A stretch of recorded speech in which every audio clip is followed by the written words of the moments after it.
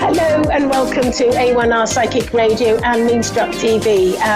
Welcome to another show. And now I normally sort of have a little sort of spiritual talk before we start doing two readings. So I know that we're going to have a couple of callers coming in later. So what thought I would talk about today is I was thinking about just people in general and what some amazing people in the world do. If you take someone like Gandhi, for instance, or Mother Teresa, or, some of the saints, or, just some incredible people that have set up charities and done things for other people. In other words, they've come to the earth plane and they've been fair of heart, they've had that grace, and they've given to other people, and they've made their life about giving to other people. And I just sort of, was reflecting on that and thinking how amazing that is, and how that's, in a way, to be like that is quite a challenge, isn't it? Because we naturally, instinctively are, I guess, sort of thinking about our own needs and what we want in life, and whereas we might have, say, we may think from time to time about others, mostly we're getting on with our own lives. And I was thinking how, wouldn't it be amazing if everybody in the world was charitable? Everybody did something for somebody else in need. Everybody helped everybody else. Now, as you can probably gather, I'm from England, and so that's where that English accent comes from. And when I was a little girl, I used to read these books that were written by Enid Blyton. She was an English authoress, and she wrote about, I guess you could probably pitch it for, the 1950s or that sort of era. And she would write about 5 children who just have loads of adventures and fun, and they'd go off with their dog, and it was called The Famous Five. And I always think, wouldn't it be wonderful to live in Enid Blyton land, to sort of have that sort of safety where nobody has to sort of lock their doors, or nobody has to sort of worry about theft or some of the difficulties and the challenges that we have in our lives today. I mean, obviously, there are some things that, we wouldn't want to lose today as well. I think society has come a long way. But I think sort of, what I would just sort of love is what I want people to sort of think about is about, operating from your heart is on some respect a challenging thing. But it enables you to be, if you operate from your heart, then what you're doing is you're doing God's work. You're helping the spirit world, and you're bringing love to other people. And I firmly believe that is absolutely what God wants of you. He wants you to be good to others. He wants you to help others. He wants you to support others. So it's sort of just, and that's not to say that we just ignore all our needs. And of course, our needs have to be met. That's quite important. But I just think it's something to sort of think about how we are in our life. Interesting, I remember I had a friend who's passed now, and we both lived in London at the time. And she said, and London is very much the sort of place where you would go out into the streets and nobody would say hello. Nobody would sort of, look at you. They would just get on with their daily life. And that was the way London was in those days. And I remember her saying, I'm going to go out into the streets and walk along the streets, and I'm going to smile to everybody that I pass by, and I'm going to give them a smile. Isn't that amazing that she thought that? And she said it was just incredible how people would actually smile back, because London is not known for it. It's quite a solitary place in a way. Obviously, for those people who've made lots of friends, then it's not solitary, but it's people keep themselves to themselves, and they're not looking to sort of engage with you on the streets or on the trains or the underground. It's very sort of much like that. But what she was showing to me is how she wanted to actually show love. I mean, a smile is showing love to somebody, and how she was attempting to do that. I just thought that was just sort of quite sort of incredible. You know, her generosity of heart, I think, is what she had. Now, I know that we're going to have a couple of callers, and I believe I've got one waiting. Brooke in Broussard, Louisiana. Are you there, Brooke? Yes, I'm here. Hello, and welcome to the show. And how are you today? I'm very good, thank you. Good. Now, have you ever had a reading before? I have, but I don't think it was accurate. Right, okay. Well, hopefully we can do something better today. So I'm a medium, and that means that I can first of all, I can connect to loved ones in the spirit world, or I can speak to my guides or your loved ones to give you guidance. Is there a particular way that you would like me to work? And if so, where would you like me to focus? Oh, a medium, the medium one, for medium reading. Okay, and is there somebody in particular that you'd like me to connect to? The reason I ask is because we have so little time on the show. Okay, my grandfather, who today would have been his 99th birthday. Oh wow. Right. Okay. Let's see if I can get him. He's just instantly come forward, and he said to me that he's just said to me, I've been waiting patiently to talk because he was planning to talk. He's saying to me that like he remembers you well as a child. And I feel that there was, he's making me feel as though he had a role to play in part of your bringing you up. Would you understand that? Can you say that again, please? He's saying to me that he had a role to play in bringing you up. I feel that you would spend quite a bit of time with him. Does that make sense to you? Yes, it makes a lot of sense. Because he's making me feel as though he loves you like his own daughter. Like it's almost as though you're his daughter, not a granddaughter.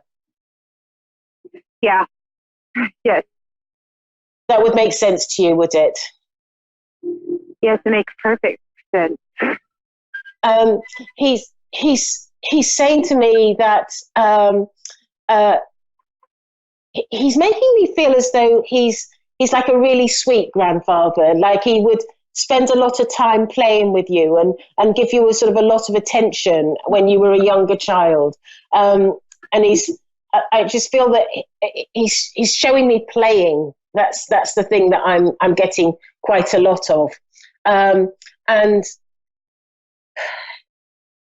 he's showing me sitting on some steps by the front door. It looks like a front door, could be a back door, but it's by a door that I'm seeing. And I'm sitting on steps and I'm playing with something on the steps with you.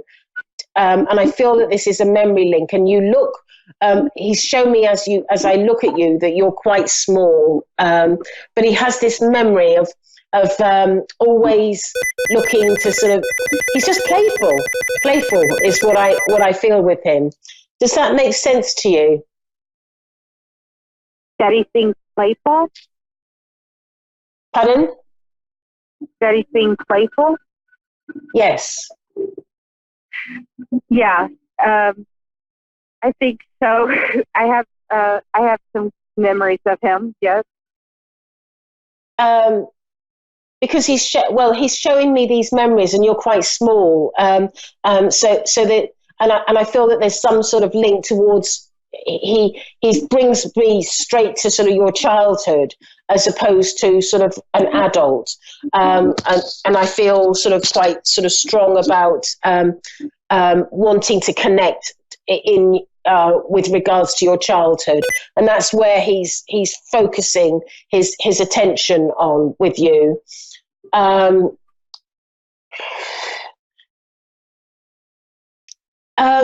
Yeah. I feel with him that he's making me feel as though he was a little bit upset with certain things with regards to I feel with regards to your parents and how they were doing things with you. Would that make sense to you? Wait, can you say that again?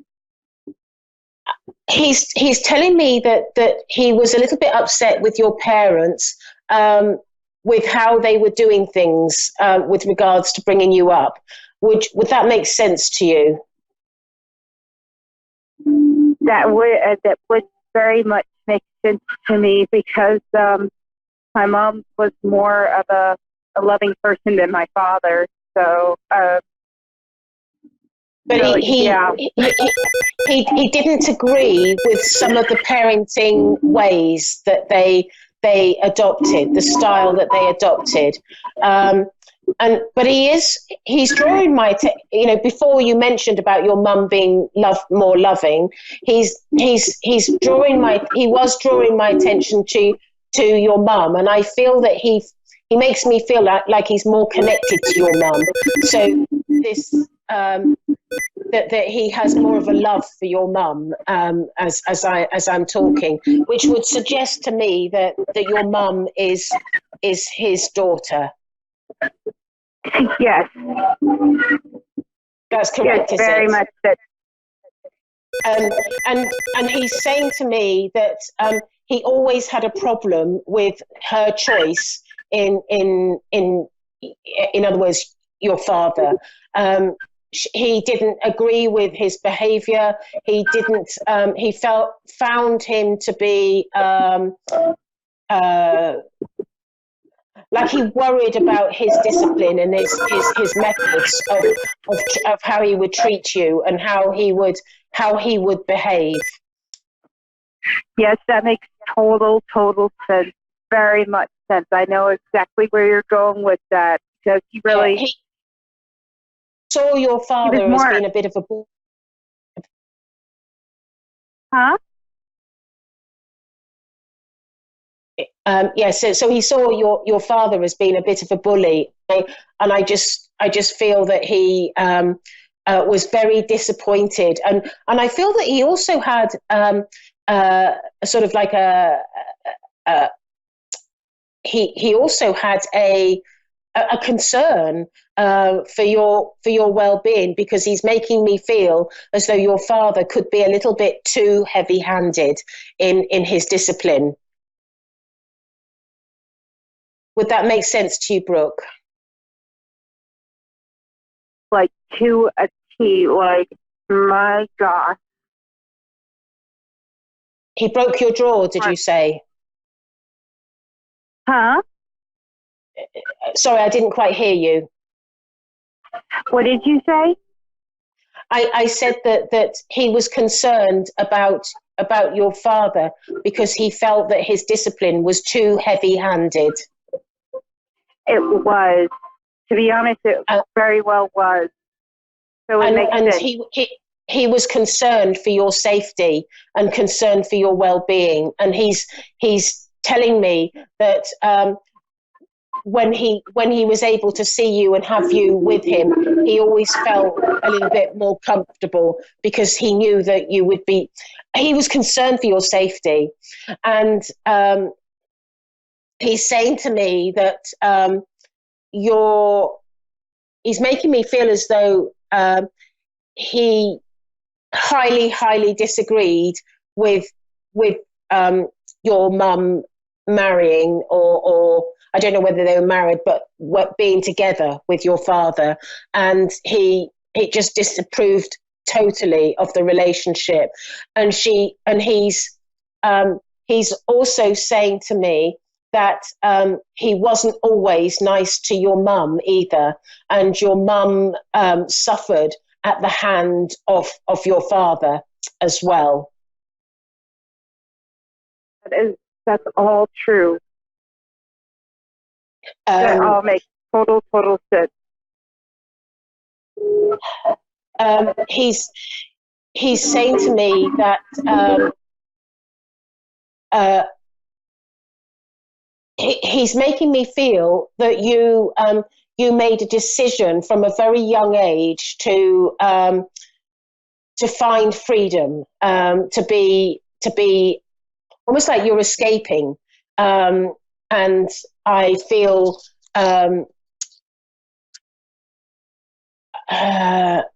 because I feel that you've left home very at a young age. Would you understand that? Hard to understand what you just said. Can you repeat, please? You left home at a very young age. Very young age? And yes. You were young when you left home. Okay. And I was does young that make sense? When I left home? Yes. I've kind of never left home. I moved around a lot. Okay, well then there must be a time where you found yourself in more freedom when you were younger, because I feel like you didn't have to be so concerned for your father in the way that he behaved. Oh yeah, I was always a daddy's girl, and I just I would worship the ground he walked on and everything, and it was just the way it was supposed to, the way I felt it, because I was very well attached to my father.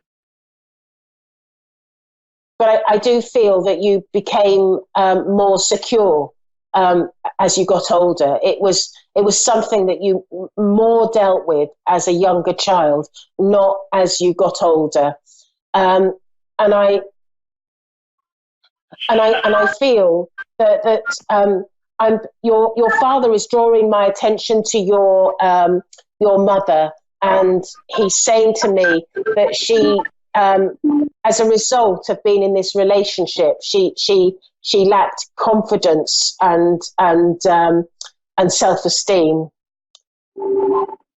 That is true. She kind of did. My father actually made her feel insignificant and everything, and she didn't. Yeah. I've run out of time, and I have another caller, but just to sort of round it off, and I'm just asking your grandfather for the sort of last thing to say. He wants you to know that he is walking with you in your life. He's with you in your life and making sure that you're always safe. He's making me feel that part of the reason that why he was on the earth plane was here to make you safe and make you happy. Now, I'm going to have to go, Brooke, so sorry it's so quick. I told you it was quick. But my name is Gail Moffat, and if you need to find me, I'm on Facebook. So do find me on Facebook if you need me. Okay. So thank you so much. Now, I have another caller waiting, and that's Brittany in South Bend, Indiana. Are you there, Brittany?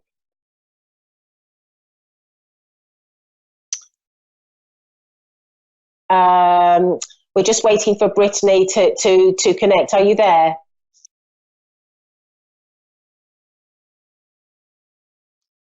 So whilst we're waiting for Brittany, I just want to sort of say how one of the incredible things about mediumship is, and when you look at the sort of the last caller, one of the most incredible things is that you are able to bring through that sort of comfort and that healing. And I think most of all, it's healing, to know that somebody that you love is still around you, to know that they still care, to know that they are watching over you is just something just so miraculous in a way. And I know that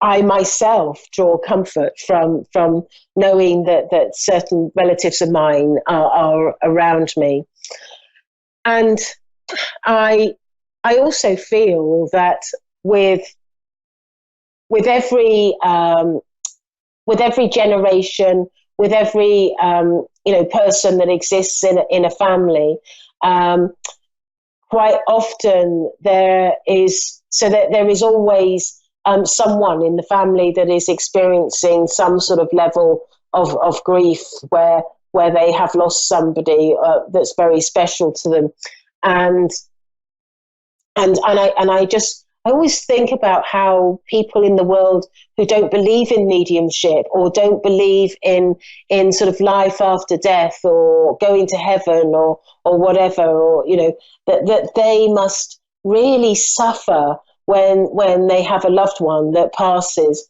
because their belief is that's it. But if you have a belief that you do go on to another world, heaven or the spirit world or whatever you wish to call it, and you do, and you are able to be sort of with people that you love, that's just such an amazing thing, isn't it? Now we have another caller, and that's Amber in Louisiana. Are you there, Amber?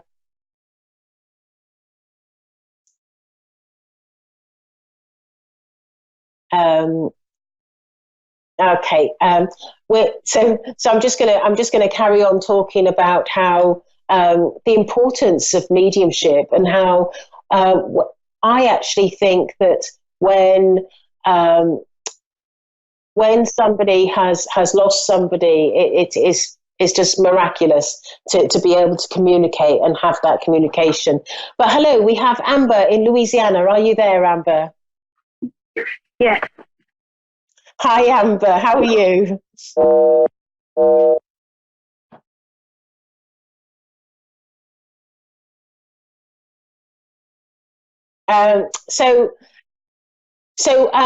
I think that we're sort of coming to sort of the end of the show, but I know that so I was talking about how mediumship is so very important in our world, and I just wish that people would those people that wouldn't believe in this, or those people that don't agree with it for one reason or another. And I just wish that people would embrace it, because my experience of mediumship is not, the spirit people that I speak to, or my guides, are beautiful souls, and they look to help so many people, and they look to support so many people in the world. And my talk right at the beginning was about being, having love in your heart and giving to people. And I know that, my guides always sort of try to instill in people that it's about giving. That brings on to another subject, is about forgiveness as well. I think that forgiveness is sometimes very difficult, but probably one of the biggest challenges that we have in this world, to forgive people that have wronged us. But I think if we can forgive people and show love in our hearts, then that's a tremendous gift, not only to the person that we're forgiving, but it's a gift to ourselves, because we're not carrying it along in our life. We're not having to deal with the negativity of life, because I always think that sort of negativity will bring our energy down and not help us to shine. And what's important is, we've got this opportunity to live this life, and we should shine, and we should lift ourselves up from the negativity. And I think that if we can start by forgiveness, that's and having love in our heart for even the people that have done us wrong, then that is just a wonderful thing to achieve in life, and a wonderful thing to be. And I know that and one of the things that the spirit world has often said to me, actually, is that it's hard to forgive, but it's even harder to forgive ourselves. That is sometimes the hardest forgiveness. But I also think that, when we get over to the spirit world, it doesn't end there. If we need to forgive somebody, we still have to achieve that. We still have to do that in our lives. It's so important, forgiveness, and to have love in our hearts for everybody, even those people that we like to call our enemies. I've had 2 or 3 dogs in my life, and one of them has just recently passed, and I used to call him a love dog, because he literally would like to sort of give love to everybody and anybody that I knew, and I think we have a lot to learn from our animals and our pets. They're the ones that actually give us love and support us so much in our lives, and give us happiness. If only humans could give love in the same way. So I guess have love in our hearts, and forgive not only others, but forgive ourselves for our actions. And that is just, I guess, the important message for today. I hope you've enjoyed the show. My name's Gail Moffat. You can find me on gailmoffat.com or on Facebook, whichever way you'd like to work with that. And I look forward to hearing from you, and see you next week. Thank you. Bye-bye.